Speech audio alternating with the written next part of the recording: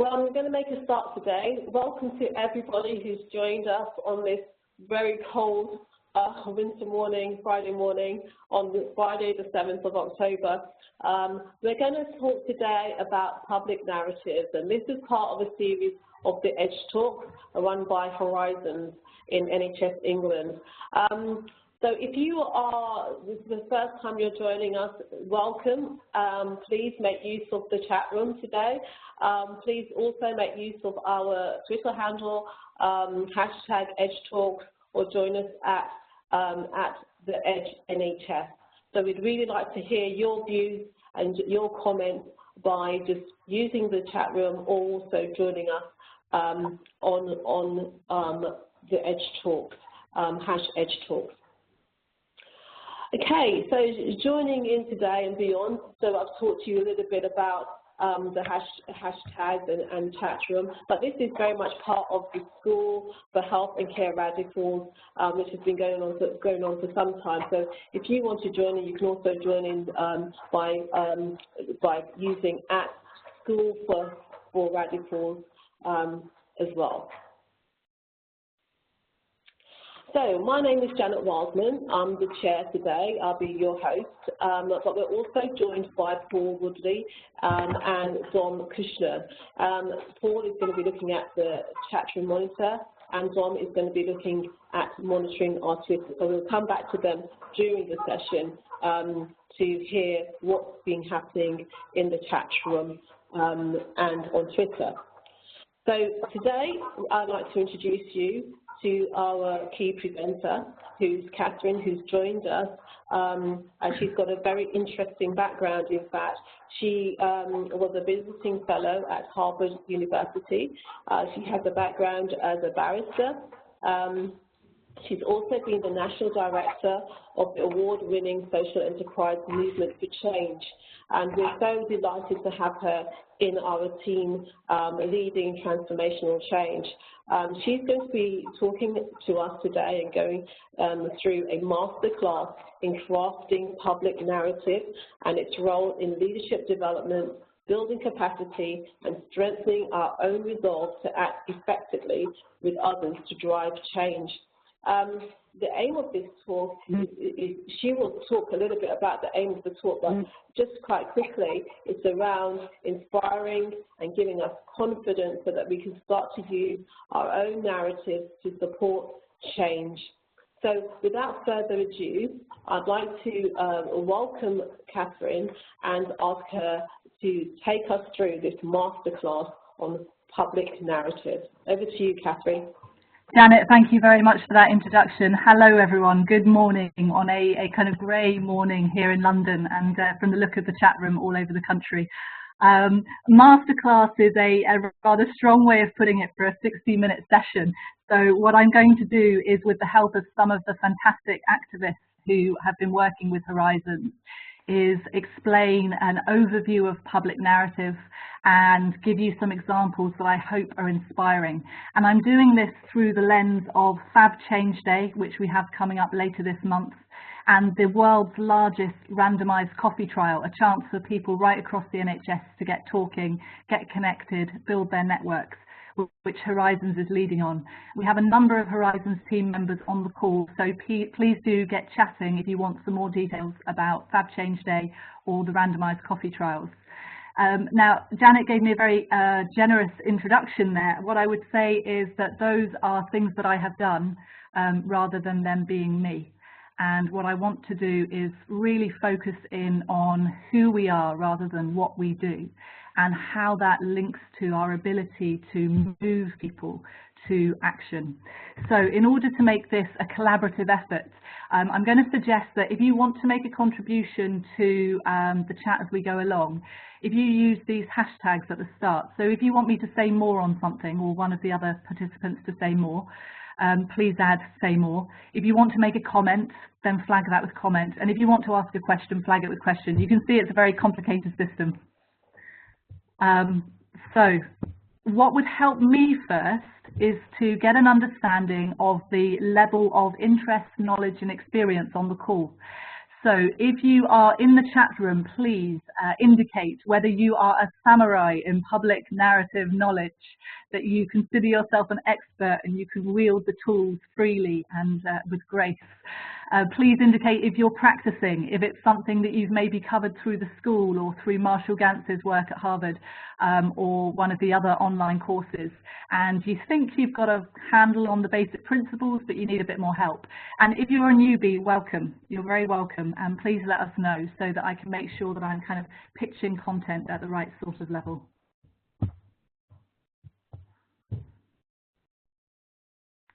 So can I hand over, Paul, what sort of comments are we getting back at where people feel they're at? The comments are just coming in now. We're getting a mix, but the majority of people are at the practicing level as things stand. See, we're so British, aren't we? I bet loads of you are samurais, but you're telling me that you're practicing because you're being self-deprecating. Okay, well that's good because that pitches in. So this isn't going to be a basic session which is trying to explain to you just the structure of a story. What I want to do quite quickly is get into understanding, if you like, the psychology of public narrative, of stories that we use in public to move people to action with us, and what the underlying basis is for how we construct them in order to make them effective. So public narrative, or storytelling, let's kind of keep it basic, is about creating stories which explain moments of choice, which explain incidents that people can connect with emotionally in order to make sense of the world to other people. So we may not have the same experience, but through sharing an emotional value, if you like, we can link our lived experience. And one of the key aspects of public narrative that makes it so compelling as a tool is as a signaling action. What I mean by that is that public narrative story sharing is a way of creating hope and of turning people's reactions from perhaps an initial reaction of fear to a circumstance of uncertainty into one of hope. It helps to guide us and helps to allow people to see a way forward. And I'm going to give a short example of that. Janet mentioned in the introduction that I used to be a barrister, which is true. I used to have a lovely wig that was very expensive and a big black gown, and I went all over the country representing people and organisations in courts of law. So I want you to imagine this.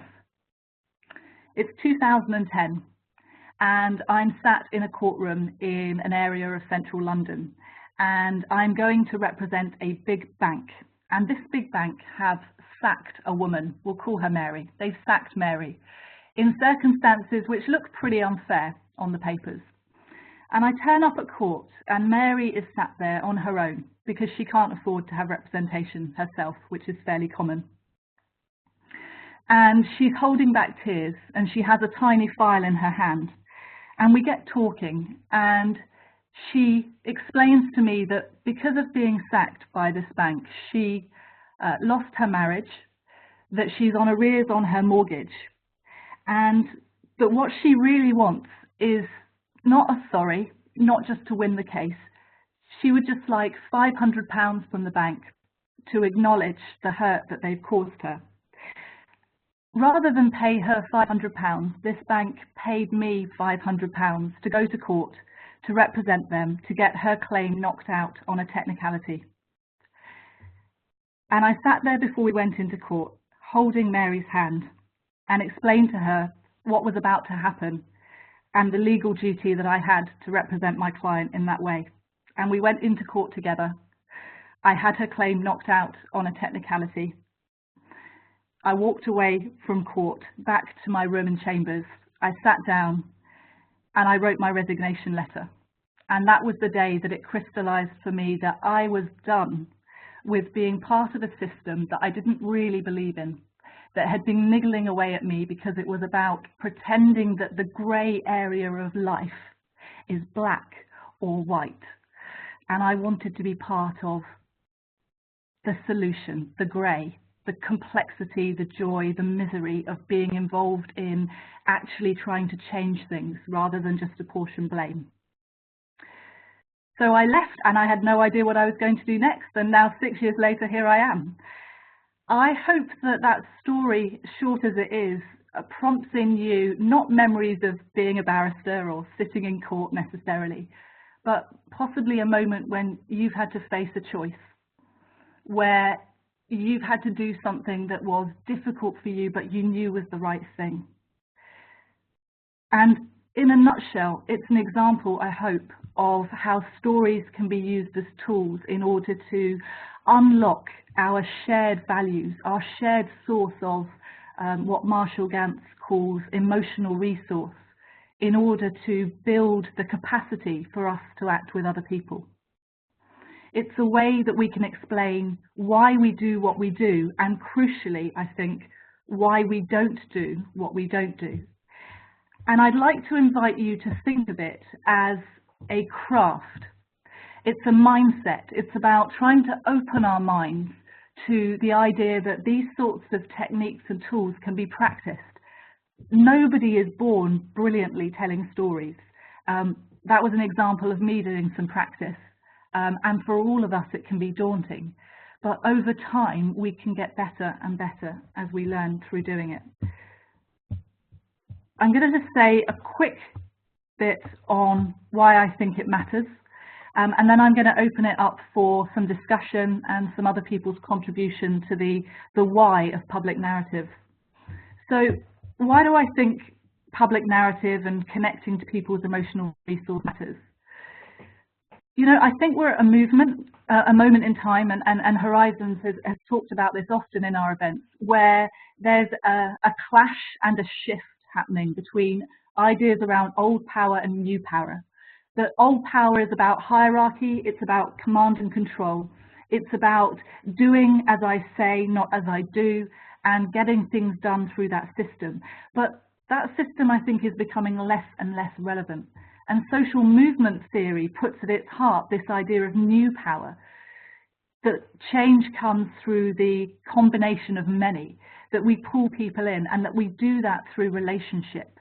And stories and emotion, and the root of the word emotion is motion, movement. Stories that utilize emotion are the way that we move people to action. Why I think it matters is because the way we build new power is by developing leadership capacity. Organizers identify, recruit, and develop leaders so that we can build community around it. So without those emotional bedrocks for public narrative, it's very hard to create a sense of community where we're acting with other people rather than for them. So ultimately, this is about action. Stories matter because they speak to the heart, not to the head. They speak about why we do what we do in order to motivate, rather than focusing on what we do in order to analyze. Another way of putting that would be that they generate the energy for change, the social energy, spiritual energy, the psychological energy that we need in order to make change, rather than relying solely on the intellect. So I'm going to pause at that point and invite contributions from the chat, and also, Paul, if you want to bring anyone in on the conversation. It might be a good chance to also introduce Ian, who's joining us from the RSA, and Lucy, who's joining us from the New Economics Foundation, who are also working on social movement theory. Thank you so much, Kathryn. That was fantastic. So over to Dom. First of all, Dom, can you tell us what's happening on your side? Yes, people are just sharing some of the great narrative and storytelling that Kathryn has just given around what she's done with her career, and the reason why leaving law, I think, has really affected a lot of people. So thank you for sharing that story, Kathryn. Thanks, Dom. Anything from you, Paul? No, there's not a lot extra in the chat. People have been too busy listening, I think, to be able to write their own stories up. It's resonating about the power of storytelling with people, but other than that, people haven't shared their own stories yet. Give them time. Thank you. Thank you so much. Alex, can I put you on the spot slightly here? Paul, if we can bring Alex in. Alex is one of the activists who's been working with Horizons as well as doing his own work, and is working towards Fab Change Day as well as a number of other projects. And I had the kind of pleasure of having a conversation with Alex last night, and we were talking about this idea of who we are rather than what we do, and the importance of getting beyond roles, and that stories are kind of a key way of allowing us to access other people's emotional resources. Alex, would you like to make a contribution along those lines? Hi. I got you, I can hear you. Can you hear me? I can, yeah. Oh, wonderful. Okay, so yeah, basically I was telling a story of I work, so I have 3 long-term health conditions, so I'm a person with different conditions, but I also am a commissioner working across 8 CCGs. And I was sat in a room full of other commissioners recently, and a few patient representatives, and some GPs and some frontline staff. And I asked them how many patients are in the room, and the 2 patients put up their hand, but that was it. And then I asked, how many of you are registered with a GP? And everyone put up their hand. And I said, so why don't you call yourselves a patient? And people like to put themselves in boxes, I think. And, you know, the box of a frontline staff, a doctor, a nurse, a commissioner, it makes us feel, you know, safe, and there's a patient. But the problem with that is commissioning is what I do. It's not who I am. I'm the last thing anyone would call me is a patient. So it's more about, you know, who you are, and that's where your story comes into play. And I think you know, the power of stories are incredible. There's a Chinese proverb that says, "Beware of your thoughts because they become your words," and then beware of your words because they become your actions. Beware of your actions because they become your behavior, and beware of your behavior because that becomes your destiny. So if you can, you know, change people by just giving them a different viewpoint almost with a story, with something that really grabs them emotionally, it can maybe help to, you know, make them think differently, make them do differently. And culture change is defined as the transformation of relationships. And that's where change happens for me personally. But we have to be careful because those boxes turn into stone very easily. And I'm actually plagiarizing all the boxes and the silos from someone who's on the call called Alison Cameron, who's amazing. So she can say a lot better than me about this kind of stuff. But anyway, I'll leave it there. I'm going to, if she would like to contribute, I'm going to ask Alison to come in a moment. What I'd like to do before that is to set a framework for public narrative. So is it just a case of me saying, right, off you go and tell stories? No, absolutely not. For those of you who are newbies, I think it's important to say that there is a methodology which is being developed right now in terms of how we do this work in a structured way.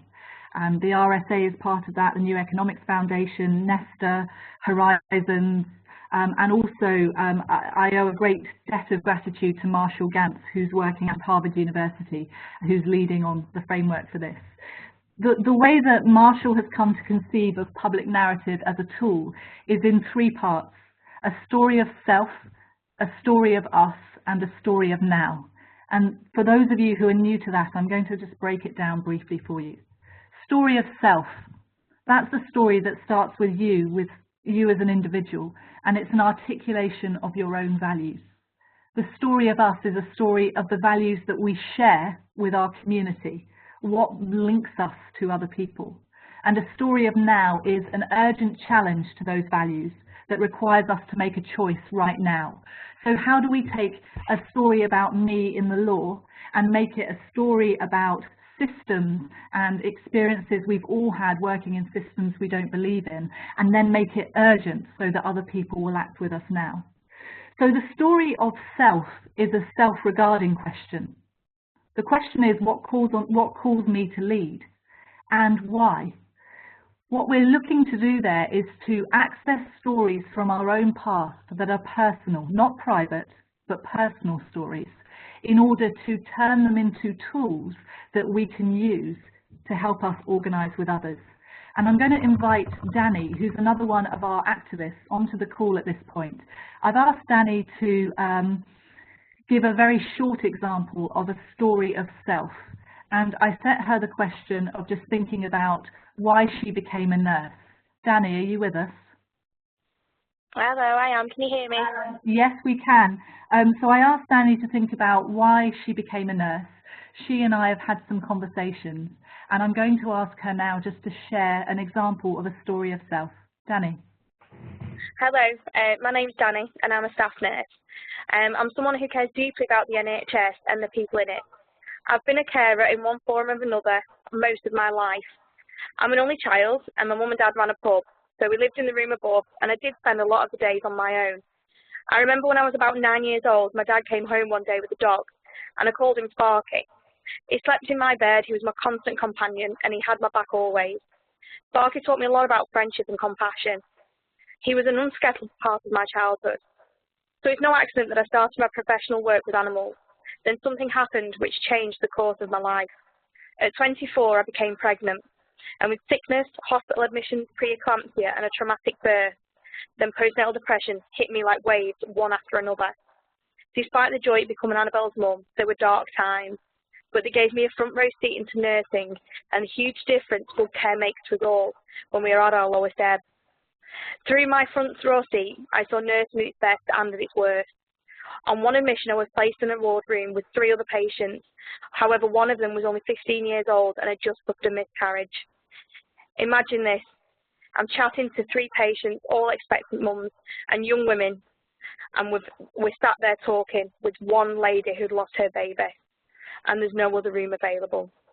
I watched the way the nurses handled the situation, helping that young woman to feel safe and cared for, and realised that I could do that, not better, not worse, but just the feeling that I could be a nurse. Fantastic. Thank you very much, Danny.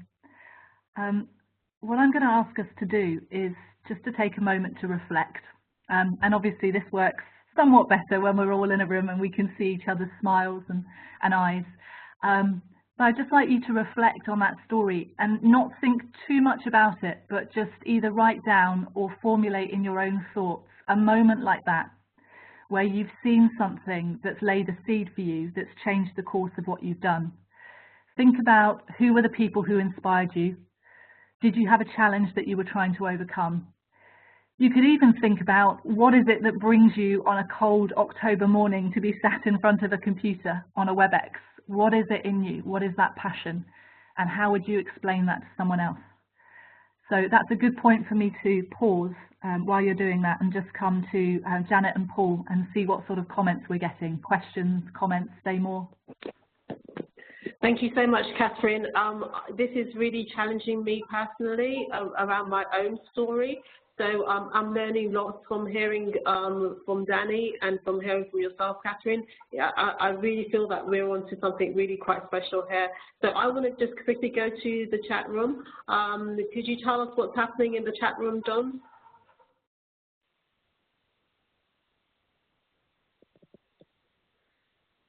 Well, hi, Janet. Shall we go? Yeah, all right. Hi, Paul. Yeah, the chat room. There's a few more comments coming in now.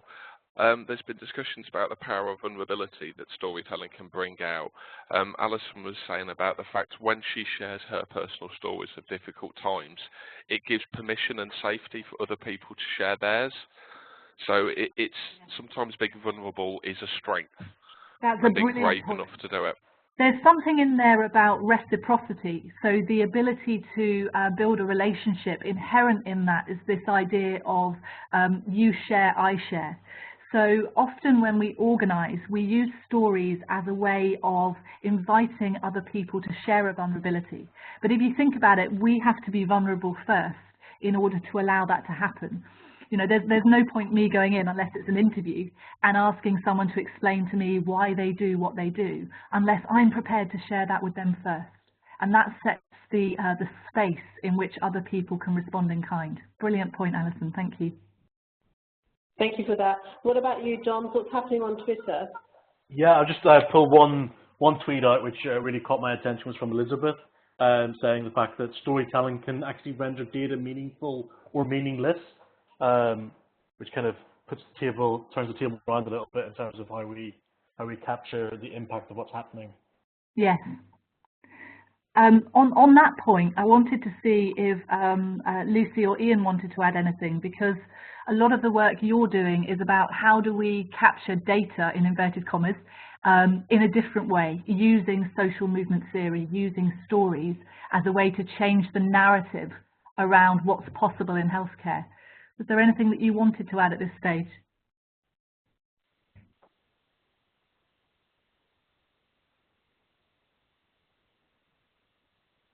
Paul, shall I move on, or? Sorry, which name am I looking for? For Ian and Lucy. Ian.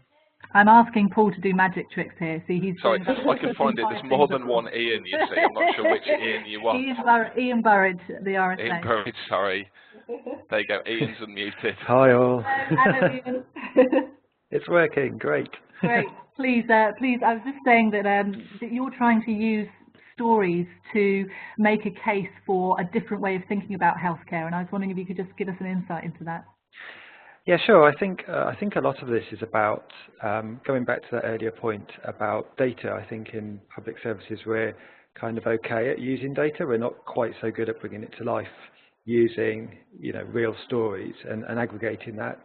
I really like the quote I saw on Twitter a few moments ago about stories are data with soul. Somebody posted, and for me that's what this is about, which is commissioning can be seen to be quite a cold, hard process, and what we're trying to do is to do some work thinking through what it takes to bring that to life for people, so that it's actually a really responsive and informed process. Mm-hmm. So those are some of the things that we're looking at. Okay, lovely. Thank you. I think that's possibly... Lucy should also be able to speak now as well. Lovely. Lucy, hello.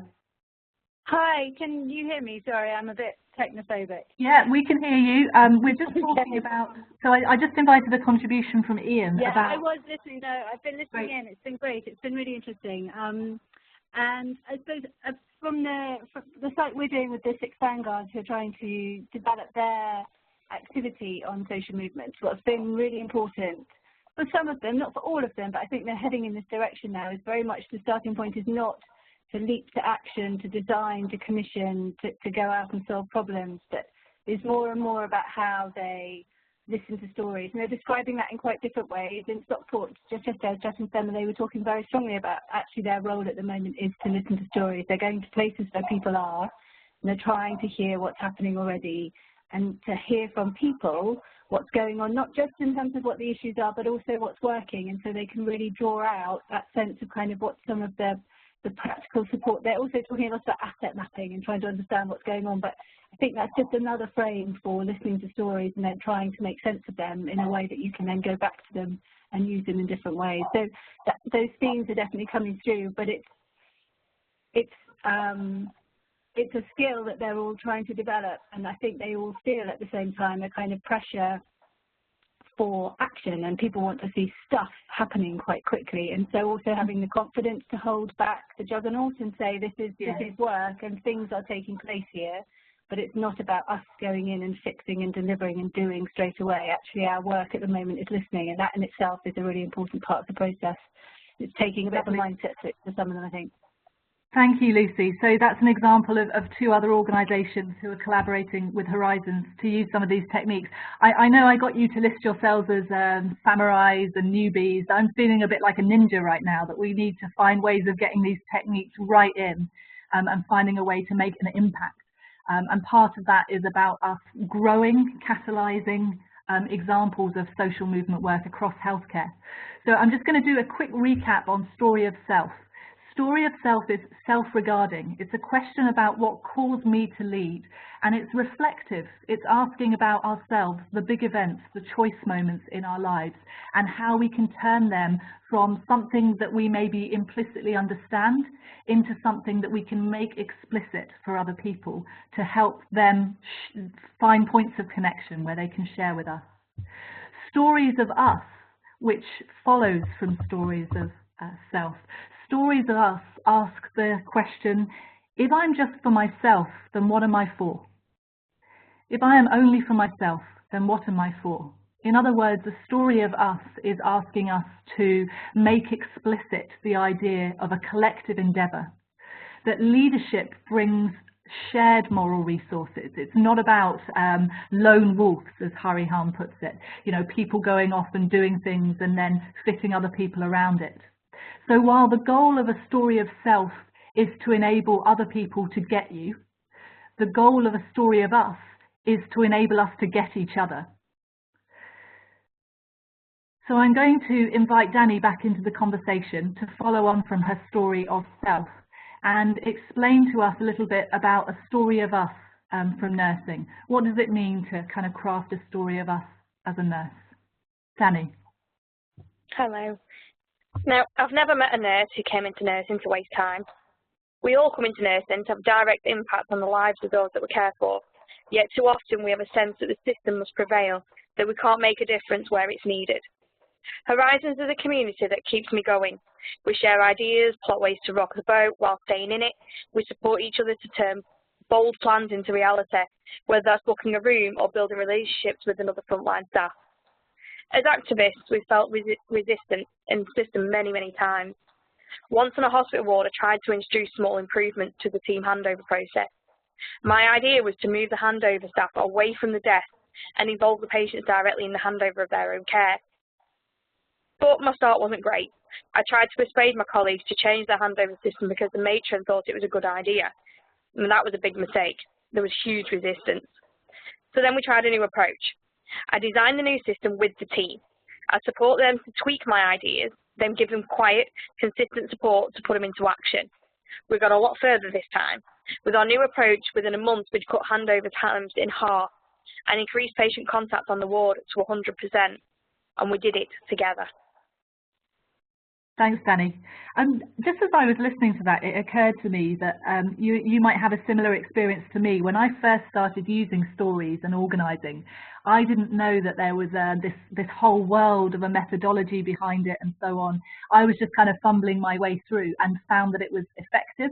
Does that sound like your experience? Yeah. You just kind of make it up as you go along and find that it works, right? Yeah. Are we getting questions on the chat room? I'm keen to bring in if there's anything that people are struggling with or that anybody wants to challenge. Hi there. There was a comment that someone was saying that in terms of introducing this to senior managers, it's really difficult because sometimes they don't get it. Are there any top tips that you could help this person with? Yeah, that's a fantastic question, and I'm kind of nodding my head as I'm listening. So one way of looking at this is often we ask the question, why don't people join in? And I've found over the years in organising that a better question is, why would people join in? And the reason I say that is because often we look to people more senior in the hierarchy and we just expect them to get it on our terms, our language, what it is we're trying to do. Because in our experience and in our heads, what we're trying to do is so self-evidently an improvement or better. So partly it's about understanding the self-interest of other people with as much precision as we can. And by self-interest, I mean, what is it that motivates people to act? Why would they listen to me? And then how do I craft what I'm saying in a way that will allow them to take notice? In other words, it's a reflective question that is more about my behaviour than it is about starting with their behaviour. And so often we can focus on the other person's behaviour. Why don't they understand? Why do they block things?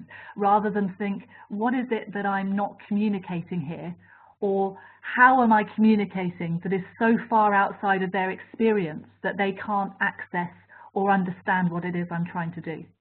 A good example from earlier would be the story I shared on law. I'm not expecting that there are any other lawyers on the call, that you've been to court, but what that story hopefully does is break down tensions in the room that might exist through a misunderstanding, and it uses a story to form some kind of emotional connection across experience. And that's where stories are really great. They allow us to kind of cross the boundaries of experience. But none of that is to take away from the fact that this is really challenging work, and communicating this up through hierarchies and down can be very difficult indeed. Did anybody want to add anything on that from the other panelists?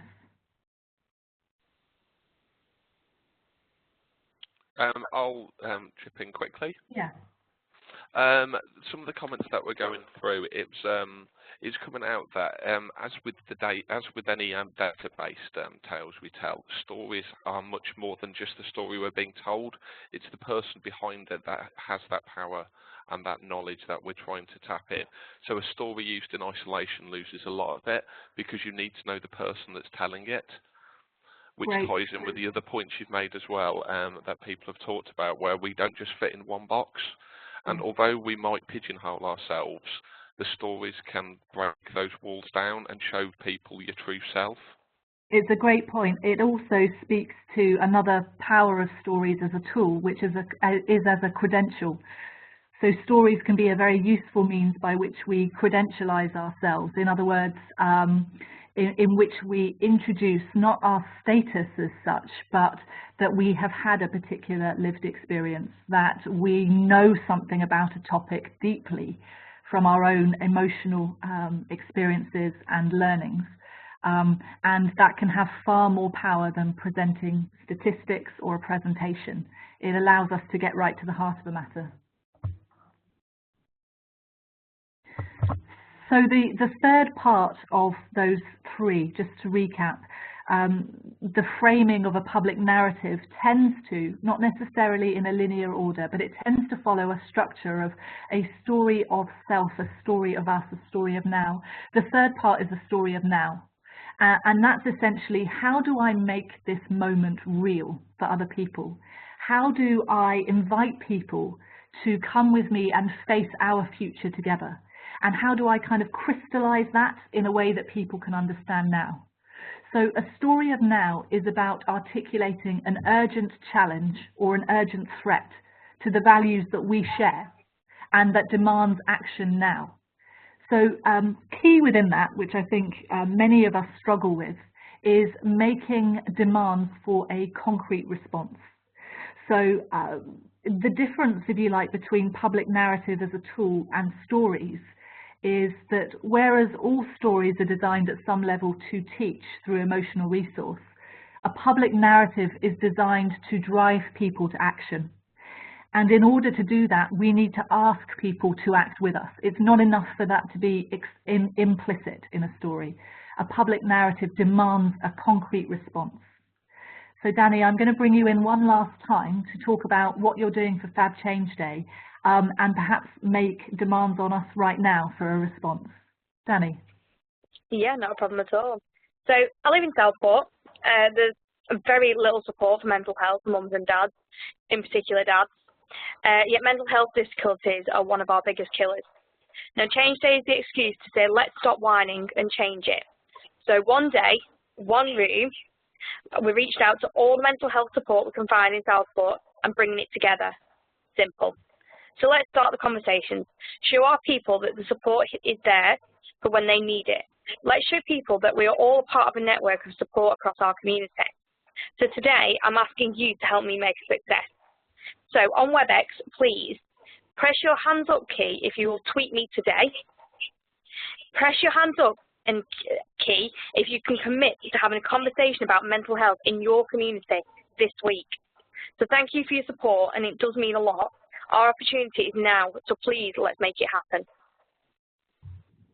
Fantastic, thank you, Danny. And I'm going to give you whatever a virtual round of applause would be, because you know, it can be really scary to come on and do this stuff. And I think part of this talk this morning is about us practicing and us showing, it's difficult through a WebEx, but showing that this is about doing, it's about craft, it's about trying and failing and then trying again and failing a bit better and eventually getting to the point where we can tell really strong public narratives.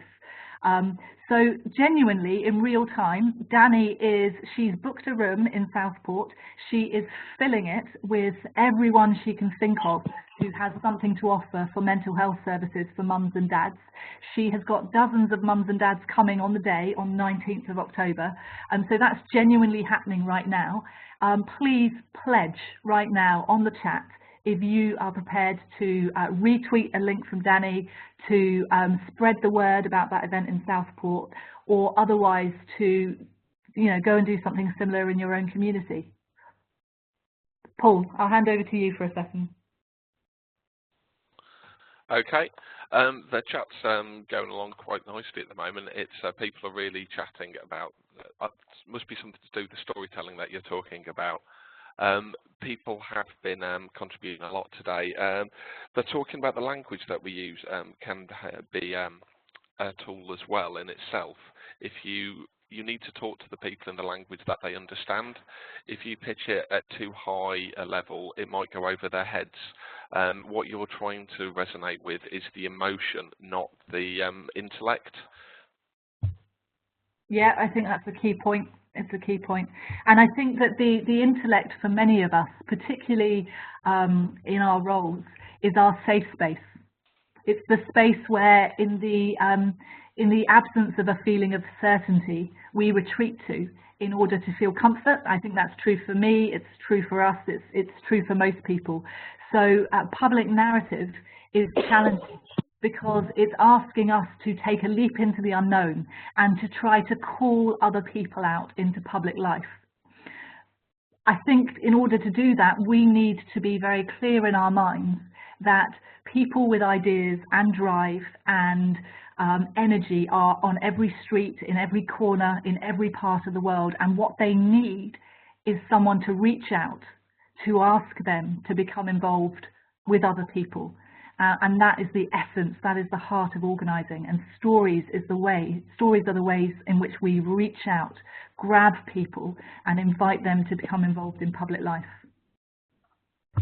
That's really fantastic, Kathryn. And one of the comments that have come in the chat room is around how can we mainstream some of this into professional development of managers or frontline staff? How can we take this to the next level and actually start to integrate this into professional development? Oh, what a good question. Can you indicate on the chat with maybe an exclamation mark if you have experience of doing that, and we'll bring you in on the chat? I've got a few ideas, but I bet there's some people who've done it already. Fantastic, thank you. Shall we ask Don about Twitter, what's going on with Twitter? Yeah, Don, if we go to you, and then if anybody wants to come in on the chat, Paul, you can bring them in. Don? Just kind of synthesizing what's being discussed already in the chat room. I think like a lot of people trying to share their stories on the chat room more than on Twitter. But some of the comments that I'm seeing is around how we can work together to maybe practice our stories in a safe space so that we can, you know, be able to tell it in an articulate way to those that we want to have that impact with. Yeah, that's a good piece of feedback for Horizons, that we might look to create some of those spaces. Yeah. Kathryn, okay, we've had a couple of people. Yeah. We've got Lee and Marion, who both put an exclamation mark. So I found Marion first. So I'm just going to unmute Marion. Hi, Marion, you're welcome to speak. Hi. Hello, can you hear me? Yes, we can, yep. I've integrated this approach into Quality Improvement Fellows programs. The positives of these have either been a 6-month-long or 12-month-long program, which enables people to set some trust within the group and then develop a shared story of self. And I have to say, we do it at about 4 months, and every single time the person speaking starts crying. And these are senior clinicians who have never had the opportunity to say why it is they've come into their job. So this story of why I'm here always centres around an incident with a particular patient when they first started, or a challenge. And what it does then is launches a human connection with everybody. The key for me is that it has to be within that trusted group, and there are tissues around straight away so that we can bring some humour in to let people grieve or cry or share or whatever it is, and then hold them afterwards. Again, this is an emotional connection and an emotional release with people who are not used to it. They started then calling it the therapy group, and I needed to say, well, this is something that you need to learn how to instigate, manage and spread, but with a safety net as well, because then I would get, oh, can I speak to you about things? So I think it absolutely works when we establish a beautiful environment. Where it's not worked is the sudden write your story and bring it back to the group, which I've done once, which was a complete disaster, and I have seen in board meetings and things. So my lesson is make it safe, put some structure in, and then surround it with humanness and humaneness as well. Marion, thank you for that. There are so many rich strands in that, my goodness. I think one of the ones I want to pull out is around the framing. So it's really key, if we're going to use these in professional spaces, these tools, that we frame it correctly. We frame it in a way that is understandable for people who won't necessarily immediately share our insight or passion as to how public narrative works. And a key part of that framing, often humour is used to diffuse the power of narrative, to label it as therapy or some form of work which isn't appropriate for a professional environment. And I think tackling that in the framing is really key to success. This is not about private information. This is about us making explicit emotional resources that are implicit in all of us in order to use them in public to make us better at the work that we came into the health service to do. And that sort of framing, that sort of language that that moves away from thinking this as something nice or fluffy or a little bit uncomfortable, and moves into unlocking its power as a professional tool is really key. Paul, I think you had a second contributor who wanted to come in. That's quite right. We've also got Lee Kendall. So I'm just unmuting Lee now. Lee, are you welcome to speak? Hi, can you hear me? Yes. Excellent. I just wanted to talk about the MatX Nobody's Patients workshops that we've been doing. As part of that, we share stories that have been crowdsourced from women and staff all over the country with all sorts of experiences. And we start off the sessions by I describe my own story, and then we get together in groups and talk about the various stories and poems. They're very emotive as well. And we have mums, dads, professionals from all sorts of specialties around the table. And because these stories are so very real and very raw, it does help the professionals as well open up. Because I think in health we can hide too much behind data and look at charts too much, but it does help them remember that there are actually people, human beings behind those stories. And it gets quite emotional because the professionals are able to look behind that data and connect with those stories, and it helps them take away something real to go and change when they go back to their ward or their service or their department. It helps galvanise them. It's one thing to tell a sad story, as I found, which is one thing, but you need some kind of message, some kind of action for people to take away. So it's really thinking about how those stories, touch the heart, and the connection that you were talking about, Kathryn, with the mind as well. It's taking it away from the intellect and saying, why are we doing this?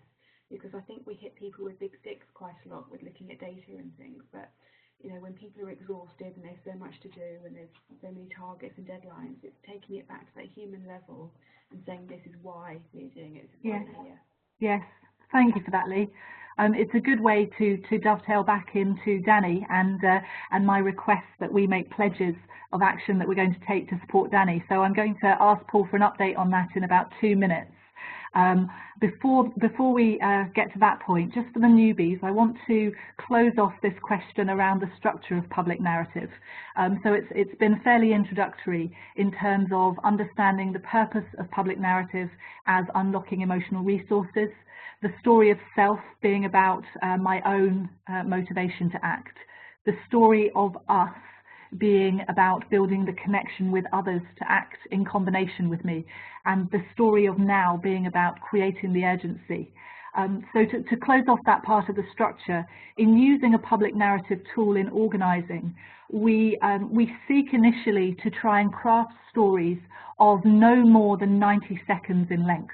Now that sounds easy, it's actually quite a challenge to distill thoughts to a point of clarity where we're able to convey them in 90 seconds or less to others. So that's the challenge that I'm going to lay down on the virtual plate and invite you to pick up. Can you think about your moments of choice that inform your story of self, us and now for whatever you're organising for Change Day or beyond, and think about how you can communicate those in about 90 seconds. I'm just going to ask Paul for an update on first the chat and then any responses to Danny's ask of us that we get involved in mental health and communicating about events for Change Day. Thank you. Well, first of all, it's if people are interested in feeding back to Danny, go ask Danny what her username was on Twitter so that they could contact her directly. So those details are in the chat. So if people want to connect with Danny directly, you can approach her after this session as well.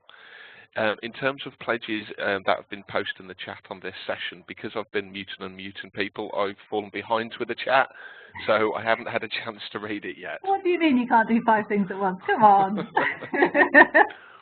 But just to clarify, we will be saving all the chat anyway after this event, so if anyone does post anything up and we don't have a chance to cover it today, none of your messages will be lost. We will be saving all of them and sharing them. Okay, Dom, I'll come over to you for Twitter. I think the conversation's happening here in the chat box.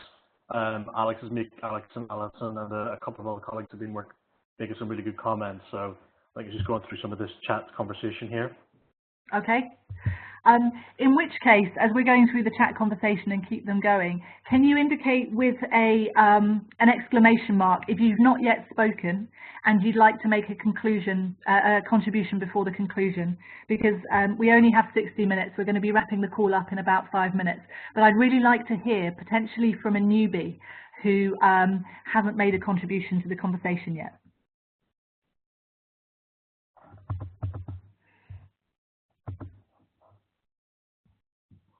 Paul, have we got anyone to pick up on? Not yet. I'm just keeping an eye in case anyone puts an exclamation mark up. Well, it makes me feel as though my work is done. This is completely self-explanatory. It's really easy, and we can all go away and make it happen. I suspect that's not the case. Hi, Kathryn. There is one thing that's come up around story fatigue in the chat room, and it not being tokenistic. I wondered if you've got any thoughts about that. What did you say, stories? Story fatigue, a sense that there might be too many stories out there, and then something around it not being tokenistic. Okay, I think I'd need to know more from the contributor to know the context of that. Story fatigue. I think there can be a skepticism in organising around feeling that stories are being used as an instrumental tool and that they can be used in a manipulative manner. And I think that's a valid risk for people to keep in mind. For me, that tends to be a question of self-reflection. How am I using this story? Am I telling it afresh? It can have its root in a misunderstanding about public narrative, which is that it is a static practice. public narrative is a dynamic practice, by which I mean the story I shared at the beginning about law, that story will change. It may become less or more relevant to how I'm feeling or to my understanding of myself and what motivates my actions. And I'm constantly refreshing, constantly probing myself to see where my stories are at. So I think if there's story fatigue within oneself, then we're probably going through the motions of telling old stories rather than taking the time to reflect on our stories of now and what's important to us in our current understanding. I think Alice, sorry, yeah, go. So just one more point for me, from myself, is people have mentioned the use of humour and poetry in storytelling. Have you got any thoughts on that? Yes, I think there's a whole module that we could probably offer as Horizons on the construct of the content of stories.